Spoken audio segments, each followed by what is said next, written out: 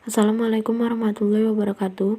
Kami dari kelompok 5 yang beranggotakan Mauliana Fadila NPM 45, Fitrah Hisahwaha NPM 46, Mila Jumratun Wahida NPM 47, serta Aprilianti Hasanah NPM 48.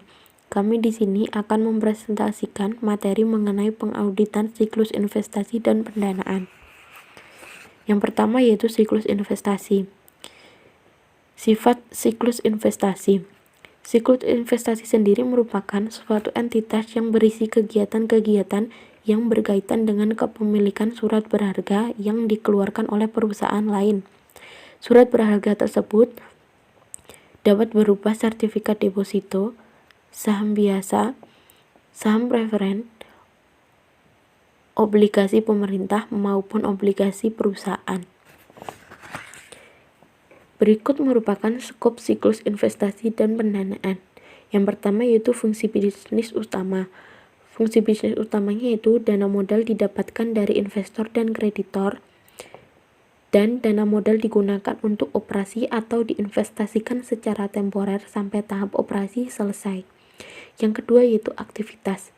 Aktivitas investasi itu yaitu penjagaan, pencatatan, penilaian, akuisisi dan investasi obligasi jangka pendek, penjualan, dan pendapatan.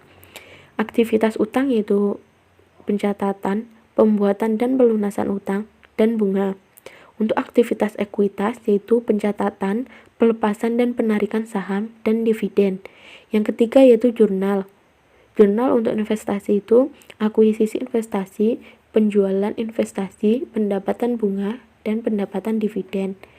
Jurnal untuk utangnya yaitu pembuatan utang dan pelunasan utang. Jurnal untuk ekuitas yaitu pengeluaran saham, penarikan saham, dan dividen. Yang keempat yaitu formulir. Formulir untuk investasi itu terdiri dari sertifikat obligasi, surat berharga, dan sertifikat saham. Serta untuk utang yaitu sertifikat utang dan utang wesel. Serta formulir untuk ekuitas itu sertifikat saham. Siklus investasi dan pendanaan berkaitan dengan siklus pendapatan dan siklus pengeluaran. Salah satu pendapatan perusahaan adalah penerimaan dividen dari investasi pada saham-saham perusahaan lain. Pendapatan perusahaan lainnya dapat berupa pendapatan bunga yang diperoleh atas investasi pada obligasi yang dikeluarkan perusahaan lain. Siklus ini berkaitan juga dengan siklus pengeluaran. Dalam melakukan transaksi investasi, perusahaan perlu mengeluarkan uang kasnya untuk membeli surat berharga maupun obligasi. Selanjutnya itu pengelolaan, pencatatan, dan penilaian. Pada umumnya, investasi perusahaan dilakukan oleh pegawai internal ataupun oleh orang atau perusahaan eksternal, misalnya yaitu pialang atau perusahaan broker saham. Jika saham dikelola secara internal, minimal 2 orang dipekerjakan untuk menanganinya. Bila saham dikelola orang dalam, perlu diadakan pengecekan secara mendadak. Karyawan mengelola saham perlu membuat catatan detail mengenai surat berharga yang dipegang baik jumlah maupun nomor serinya. Catatan detail tersebut merupakan alat kontrol. Jika surat berharga dikelola oleh perusahaan luar atau eksternal, maka perusahaan pialang atau perusahaan broker saham perlu mengirim catatan tiap bulan ke perusahaan. Selanjutnya itu akuisisi, penjualan, dan pendapatan. Semua akuisisi dan penjualan saham harus mendapatkan otorisasi dari Dewan Direktur dan Komite Investasi. Secara periodik, akuisisi dan penjualan saham dibandingkan dengan harga yang dipublikasikan untuk mengecek keakuratan pencatatan. Utang dan surat berharga mendatangkan biaya bunga dan pendapatan dividen. Pendapatan dividen diakui saat diumumkan. Selanjutnya yaitu rekening yang digunakan dalam pencatatan transaksi investasi. Yang pertama yaitu surat berharga saham. Yang kedua yaitu surat berharga obligasi. Selanjutnya investasi pada saham, investasi pada obligasi, pendapatan bunga, pendapatan dividen, laba dari investasi pada metode equity, laba penjualan investasi, dan rugi penjualan investasi. Selanjutnya yaitu tujuan audit. Tujuan audit siklus investasi yaitu untuk memperoleh bukti tentang masing-masing asersi signifikan yang berkaitan dengan transaksi dan saldo siklus investasi. Tujuan audit ditentukan berdasarkan atas kelima kategori asersi laporan keuangan yang dinyatakan oleh manajemen. Yang pertama yaitu asersi keberadaan dan keterjadian. Yang kedua asersi kelengkapan. Yang ketiga asersi hak dan kewajiban. Yang keempat asersi penilaian dan pengalokasian. Dan yang kelima asersi pelaporan dan pengungkapan. Yang pertama yaitu asersi keberadaan dan keterjadian. Pada audit siklus investasi, tujuan audit asersi keberadaan atau keterjadian menekankan pada apakah seluruh saldo investasi surat berharga dan modal saham benar-benar ada pada tanggal neraca. Di samping itu, asersi ini juga menekankan pada apakah seluruh transaksi investasi yang tercatat benar-benar terjadi dan bukan rekam manajemen semata. Selanjutnya itu rincian dari tujuan audit asersi keberadaan atau keterjadian. Yang pertama yaitu saldo aset investasi tercatat merupakan investasi yang ada atau eksis pada tanggal neraca. Yang kedua, pendapatan, laba, dan rugi investasi dihasilkan dari transaksi dan kejadian investasi yang terjadi selama periode tersebut. Selanjutnya yaitu asersi kelengkapan. Asersi kelengkapan menekankan apakah seluruh transaksi dan saldo yang semestinya tercantum dalam laporan keuangan sudah benar-benar dicatat dan disajikan. Berikut ini merupakan rincian tujuan audit asersi kelengkapan. Yang pertama yaitu semua investasi sudah tercakup atau dinyatakan dalam saldo aset investasi tercatat. Yang kedua, pengaruh seluruh transaksi investasi terhadap laporan laba rugi selama periode yang bersangkutan sudah tercakup dalam pendapatan, laba, dan rugi investasi. Yang selanjutnya yaitu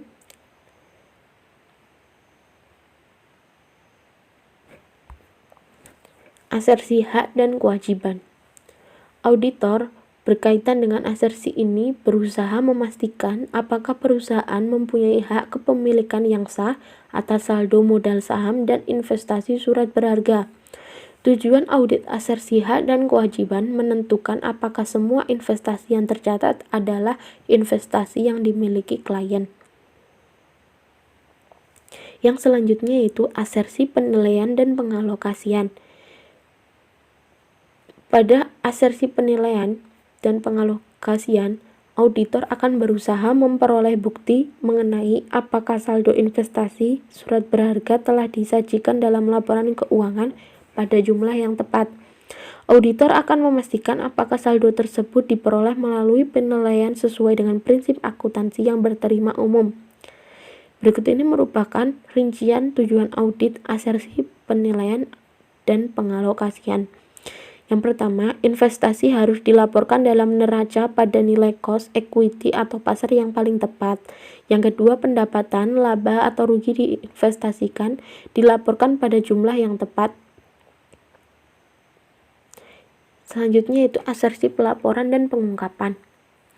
Selain memperoleh bukti mengenai keempat asersi yang setelah saya bahas, auditor perlu menghimpun bukti mengenai apakah transaksi dan saldo yang tercatat telah tepat diklasifikasikan, dijelaskan, dan diungkapkan dalam neraca.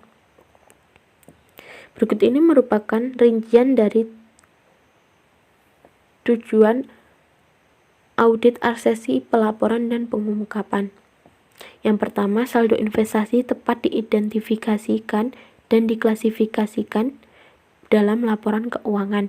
Yang kedua, dasar penilaian investasi dan investasi sebagai jaminan telah diungkapkan secara memadai. Selanjutnya itu materialitas, risiko, dan strategi audit. Surat berharga sebagai investasi jangka pendek mungkin material untuk kemampuan membayar jangka pendek, tetapi pendapatan atas investasi itu jarang signifikan dengan hasil operasi perusahaan. Sehingga surat berharga yang mempunyai atau dipegang sebagai investasi jangka pendek biasanya material bagi neraca tapi tidak dengan laporan laba rugi. Sebaliknya itu, surat berharga yang dipegang atau dipunyai sebagai investasi jangka panjang bisa jadi material bagi neraca maupun laporan laba rugi. Investasi surat berharga jangka panjang pada umumnya dilakukan dalam jumlah nilai rupiah yang besar sehingga material bagi neraca, serta sering pendapatan maupun kerugian akibat investasi jangka panjang bernilai tinggi sehingga sangat material bagi neraca. Selanjutnya itu, risiko salah saji pada transaksi penanaman investasi pada umumnya rendah karena transaksi ini merupakan transaksi yang jarang terjadi. Lebih dari itu, pengendalian internal atas transaksi ini pada umumnya efektif karena satu atau lebih direktur berpartisipasi dalam transaksi. Selanjutnya itu strategi audit bergantung dari frekuensi transaksi penanaman investasi, baik investasi jangka panjang maupun jangka pendek. Bila frekuensinya rendah, auditor akan menghemat biaya bila memakai primarily substantive approach atau pendekatan pengutamaan pengujian substantif. Sebaliknya, jika frekuensi transaksi tinggi, maka auditor akan menghemat biaya kalau melakukan pengujian pengendalian untuk menghimpun bukti yang mendukung lower assessed level of control risk. Baik, selanjutnya saya akan menjelaskan terkait pemahaman struktur pengendalian intern, di mana pemahaman struktur pengendalian intern dalam siklus investasi ini meliputi pertimbangan lingkungan pengendalian, penaksiran risiko, informasi dan komunikasi atau sistem akuntansi, pemantauan, dan prosedur pengendalian. Nah, yang pertama itu ada lingkungan pengendalian. Titik tolak pemahaman struktur pengendalian intern siklus investasi adalah pemahaman lingkungan pengendalian atas siklus investasi. Jadi, lingkungan pengendalian sangat penting untuk mewujudkan SPI siklus investasi yang baik. Perwujudannya adalah memahami pemberian kekuasaan dan tanggung jawab atas transaksi penanaman investasi pada bendahara perusahaan, manajer keuangan, atau direktur keuangan. Dengan demikian, pelaksanaan transaksi ini selalu dilakukan oleh orang yang kompeten dan ahli dalam bidang keuangan. Pemahaman dapat diperoleh melalui pengajuan pertanyaan kepada manajemen, mempelajari bagian organisasi, dan menelaah deskripsi tugas. Di sini juga auditor perlu memahami metode pengendalian manajemen. Metode pengendalian manajemen tersebut meliputi ada tidaknya perencanaan strategik atas penanaman investasi, pengamatan atau pemantauan secara konsisten atas fluktuasi harga saham di bursa efek, dan penilaian kinerja investasi secara periodik. Nah, pemahaman ini dapat diperoleh melalui pengajuan pertanyaan kepada manajemen dan menelaah dokumentasi. Praktik dan kebijakan personalia yang baik meliputi kebijakan perekrutan dan pelatihan tenaga ahli dalam bidang investasi surat berharga. Nah, selanjutnya itu ada penaksiran risiko. Penaksiran risiko entitas untuk tujuan pelaporan keuangan merupakan pengidentifikasian, analisis, dan pengelolaan risiko yang relevan dengan penyusunan laporan keuangan yang disajikan secara wajar sesuai dengan PABU atau Prinsip Akuntansi Berterima Umum di Indonesia. Penaksiran risiko dapat ditujukan sebagaimana perusahaan mempertimbangkan kemungkinan transaksi dalam siklus investasi yang tidak dicatat atau mengidentifikasi dan menganalisis estimasi yang signifikan yang dicatat dalam laporan keuangan. Nah, jadi kayak penggunaan teknologi baru dalam suatu perusahaan dapat dimasukkan dalam siklus investasi ini. Ini berarti pemasangan teknologi baru ke dalam operasi atau ke dalam sistem informasi dapat mengubah risiko yang berhubungan dengan pengendalian intern. Perluasan operasi yang signifikan dan cepat dapat pula memberikan tekanan terhadap pengendalian dan meningkatkan risiko kegagalan dalam pengendalian. Nah, perubahan signifikan dan cepat dalam sistem informasi dapat mengubah risiko yang berhubungan dengan pengendalian intern ini. Yang ketiga itu ada informasi dan komunikasi dalam sistem akuntansi. Jadi, penerapan sistem akuntansi sangat mendasar. Di sini perusahaan biasanya memakai buku pembantu investasi yang terpisah untuk setiap jenis surat berharga. Pemahaman sistem akuntansi menuntut pengetahuan auditor tentang metode pemrosesan data, dokumen, serta catatan pokok yang digunakan. Pemahaman sistem akuntansi diperoleh melalui penelaahan buku manual akuntansi dan flowchart system, mengajukan pertanyaan pada personel akuntansi, dan pengalaman terdahulu dengan klien. Jadi akuntan harus memahami kompetensi personel akuntansi dan bagian EDP yang bertanggung jawab atas pengolahan transaksi siklus investasi. Nah, pemahaman tersebut diperoleh melalui pengajuan pertanyaan, pengamatan, dan menelaah file atau arsip personil. Dalam kaitannya dengan informasi dan komunikasi ini dalam siklus investasi, sistem informasi mencakup metode dan catatan yang digunakan untuk pertama itu, mengidentifikasi dan mencatat semua transaksi yang terkait dengan siklus investasi secara sah. Yang kedua, menjelaskan pada saat yang tepat transaksi dan siklus investasi secara cukup rinci dan memungkinkan adanya penggolongan masing-masing transaksi itu untuk pelaporan keuangan. Yang ketiga itu, mengukur nilai transaksi dari siklus investasi dengan tepat. Dan yang keempat itu, menyajikan transaksi dari siklus investasi dengan semestinya dan pengungkapan yang berkaitan dalam laporan keuangan. Lalu yang keempat itu ada aktivitas pengendalian, di mana aktivitas pengendalian yang relevan dengan audit atas transaksi dalam siklus investasi dapat digolongkan menjadi beberapa kebijakan dan prosedur yang berkaitan dengan pertama itu review kerja. Aktivitas pengendalian ini mencakup review atas kinerja sesungguhnya dari transaksi dalam siklus investasi dibandingkan dengan anggaran atau prakiraan transaksi investasi periode sebelumnya. Keputusan yang terkait dengan investasi merupakan keputusan yang berdampak jangka panjang terhadap perusahaan. Oleh karena itu, review terhadap keputusan investasi harus benar-benar diperhatikan, baik dengan anggaran yang ada maupun dengan hasil-hasil keputusan rapat dari manajemen ataupun pemegang saham.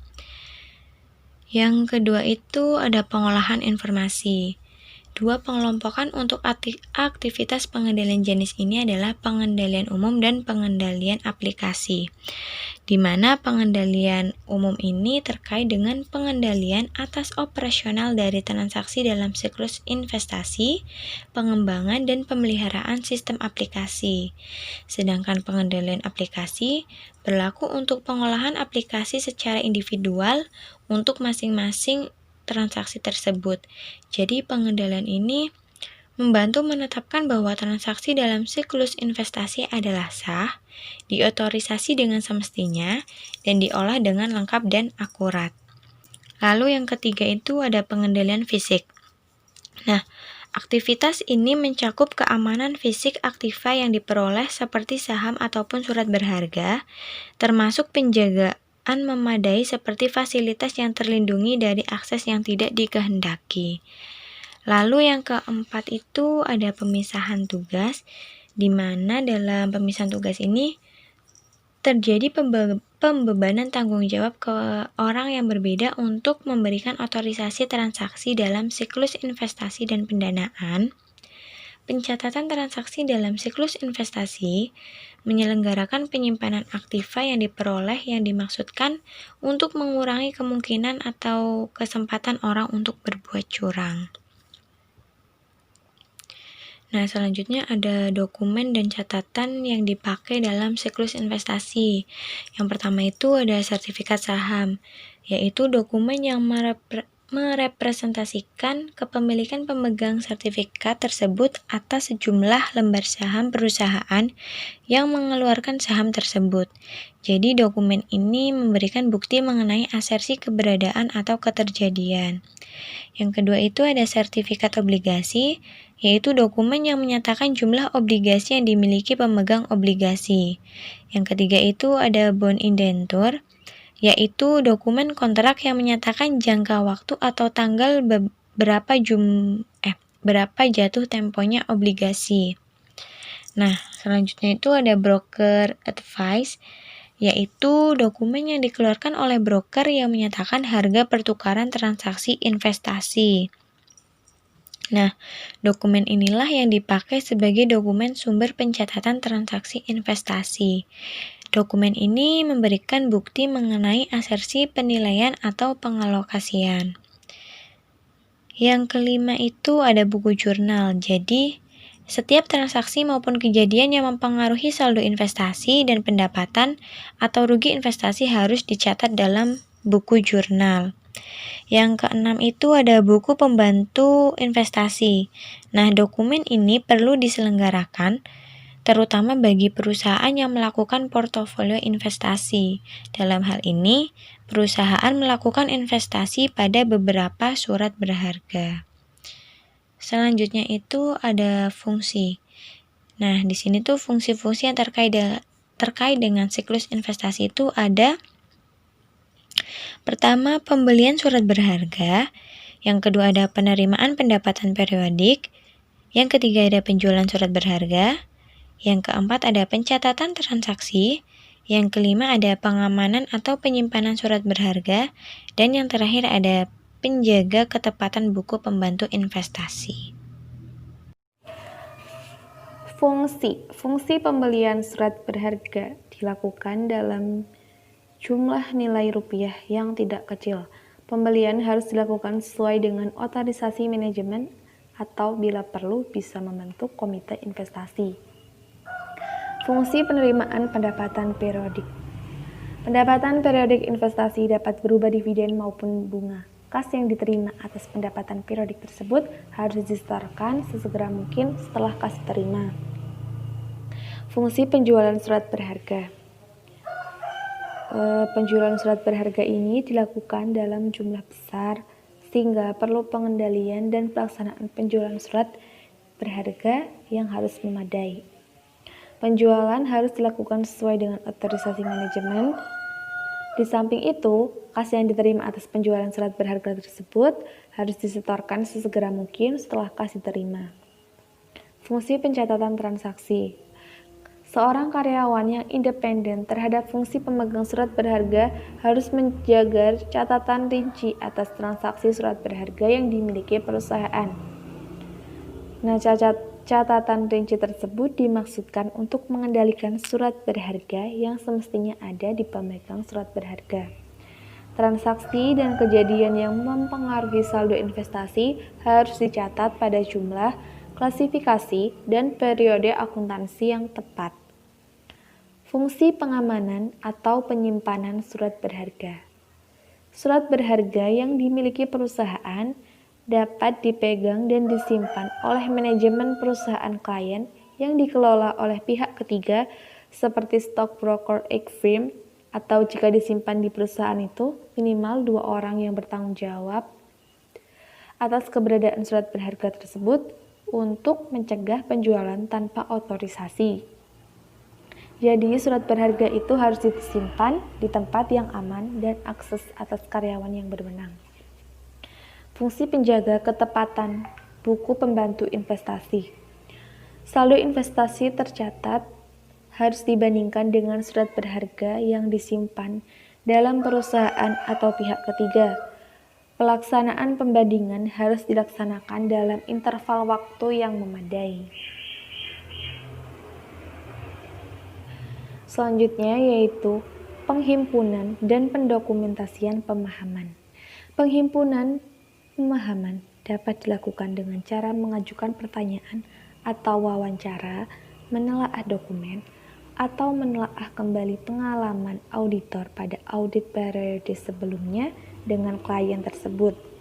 Dokumentasi pemahaman dapat menggunakan kuesioner atau memo kreatif berupa uraian tertulis. Penetapan risiko pengendalian. Penetapan risiko pengendalian merupakan suatu proses pengevaluasian efektivitas kebijakan dan prosedur struktur pengendalian intern dalam mencegah dan mendeteksi salah saji material laporan keuangan. Risiko pengendalian ditetapkan untuk setiap asersi laporan keuangan. Nah, proses penentuan risiko pengendalian ini meliputi identifikasi salah saji potensial, pengendalian yang perlu, identifikasi pengendalian yang perlu, dan pengujian pengendalian yang mungkin dilakukan.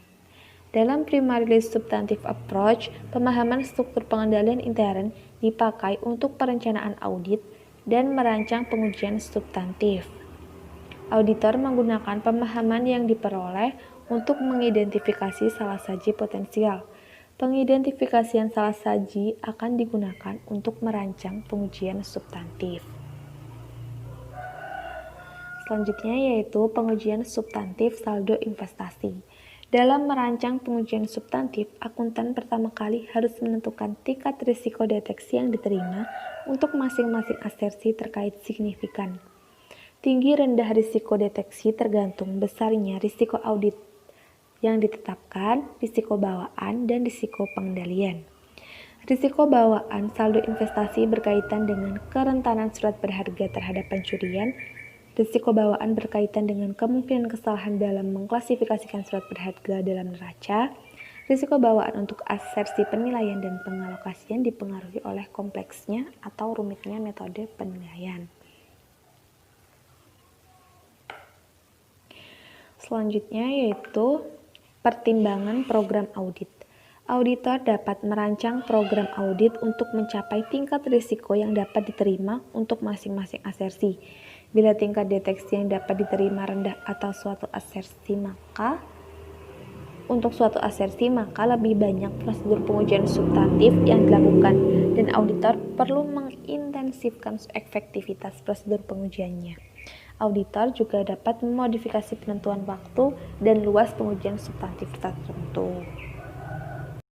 Selanjutnya yaitu tentang prosedur inisial. Pada tahap ini, auditor berusaha untuk mendapatkan data mengenai investasi pada awal tahun dengan menganalisa data yang ada di dalam kertas kerja tahun lalu.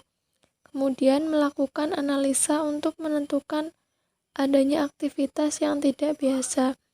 Lalu, data-data yang berkaitan dengan penambahan dan pengurangan investasi yang ada di dalam schedule diverifikasi secara matematis untuk menentukan keakuratannya. Pada tahap ini, auditor harus menguji ketepatan perhitungan matematis saldo-saldo rekening yang terkait dengan transaksi siklus investasi. Hal ini dilakukan dengan cara menghitung kembali saldo dalam setiap akun investasi dalam buku besar. Lalu, penerapan prosedur analitis. Prosedur analitis atas saldo investasi meliputi keterkaitan di antara akun-akun tertentu dalam periode berjalan dan analisis rasio tertentu. Hasil rasio tersebut kemudian dibandingkan dengan data klien sebelumnya atau dengan ekspektasi dalam anggaran.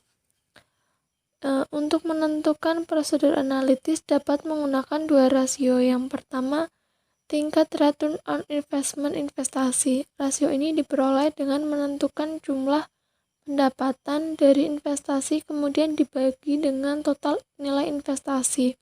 Yang kedua yaitu rasio investasi per total aset.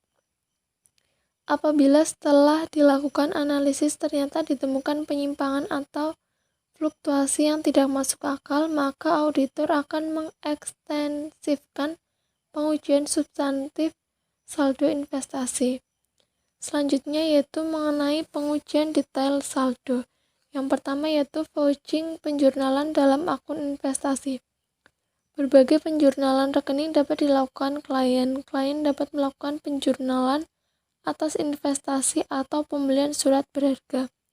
Dalam hal ini, auditor dapat menelusuri atau vouching penjurnalannya ke broker advice dan canceled check atau cek yang sudah dibayar oleh bank dan cek tersebut telah dikembalikan pada klien. Selanjutnya yaitu konfirmasi surat berharga yang dipegang atau dikelola pihak lain. Kadang surat berharga yang dimiliki klien tidak dipegang atau disimpan oleh klien. Klien kadang menitipkan surat berharganya pada pihak lain untuk alasan jaminan keamanan. Di samping itu, klien dapat menggunakan surat berharga sebagai jaminan pada pihak lain tersebut. Auditor dapat melakukan konfirmasi positif dalam hal ini. Prosedur konfirmasi dilaksanakan bersamaan dengan prosedur inspeksi dan penghitungan surat berharga di tangan. Auditor harus mengendalikan pengiriman surat konfirmasi dan memastikan bahwa ia menerima respon konfirmasi secara langsung dari pemegang surat berharga tersebut. Selanjutnya ada uji cut-off. Uji cut-off ini dilakukan untuk menentukan apakah transaksi surat berharga yang mendekati tanggal neraca dicatat pada periode yang tepat. Tanggal transaksi dan jumlah masing-masing review transaksi harus sama dengan catatan detail dan posting dalam buku besar. Uji cut-off juga dilakukan untuk pendapatan investasi yang mendekati tanggal neraca dan pendapatan bunga akrual harus ditelaah kelayakannya. Selanjutnya ada inspeksi dan penghitungan surat berharga di tangan. Inspeksi ini memungkinkan auditor untuk mengetahui keberadaan investasi tersebut. Prosedur ini dilaksanakan secara simultan dengan perhitungan kembali yang dilaksanakan auditor terhadap kas dan sejenisnya. Dalam melakukan prosedur ini, auditor harus memperhatikan yang pertama, nomor sertifikat surat berharga, kemudian nama pemilik yang tercantum dalam sertifikat tersebut, yang ketiga, deskripsi surat berharga, jumlah lembar surat berharga, dan yang keempat, nama perusahaan yang mengeluarkan surat berharga. Selanjutnya yaitu menghitung kembali pendapatan yang diperoleh. Pendapatan dari investasi dapat diverifikasi dengan bukti, dokumen, dan perhitungan kembali. Pencatatan adanya pendapatan dividen oleh klien dapat dicocokkan dengan buletin atau daftar harga pasar surat berharga yang dikeluarkan oleh perusahaan jasa investasi maupun dari surat kabar. Sedangkan pendapatan yang diperoleh dari bunga obligasi dapat diverifikasi dengan tingkat bunga dan tanggal jatuh tempo yang tercantum dalam sertifikat obligasi. Selanjutnya yaitu menelaah dokumentasi mengenai nilai pasar surat berharga. Nilai pasar surat berharga pada tanggal neraca dapat dihimpun dari pasar modal atau bursa efek. Di samping itu, auditor dapat menentukan nilai pasar dengan cara melihat data harga pasar yang tercantum dalam buletin pasar modal. Pengujian ini berkaitan erat dengan asersi penilaian atau pengalokasian. Selanjutnya yang terakhir ada membandingkan penyajian laporan keuangan dengan PABU. Penyajian saldo investasi yang tepat meliputi identifikasi dan klasifikasi berbagai tipe investasi dalam neraca dan pengakuan pendapatan, laba atau rugi dalam laporan laba rugi. Auditor juga dapat menentukan apakah pengungkapan sudah memadai dan meliputi antara lain apakah metode equity digunakan dan metode penilaian lainnya. Pengujian ini berkaitan dengan asersi penyajian dan pengungkapan.